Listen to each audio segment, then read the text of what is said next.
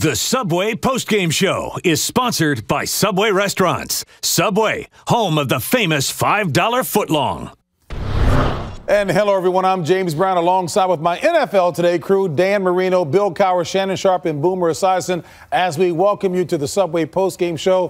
What impressed my guys in the early games? They'll tell you, Dan. Well, first of all, the Jets won in Buffalo because I think it would have been a big step for Buffalo to win that game, especially at home. They turned it over 3 times, 1 interception for a touchdown. They got sacked 5 times. And Brett Favre really didn't have to do a whole lot. He only threw for 200 yards. He did throw 1 interception for a touchdown. But the Jets, on the road at the end of the game, when they had to have it, they ran the football. They made some first downs. They ran out the clock, and they won the game. It was a big day for the Jets in the AFC East. And I'll say the AFC North, I think right now the Baltimore Ravens have said right now, Pittsburgh, you better not stumble because we are right behind you. I think when you look at this situation right now, Joe Flacco has gone on the road. They're 3-1 in the division, a big win today in Cleveland. I think the Baltimore Ravens made a statement today, and I'll tell you, it'll be interesting to see because they still got to play Pittsburgh in Baltimore later in the season after having lost in Pittsburgh earlier in the season. So I think this now AFC North got a little bit closer today. Mm-hmm. Tennessee Titans, they keep making statements. You look at this, they go on the road early in the year. They beat the Baltimore Ravens,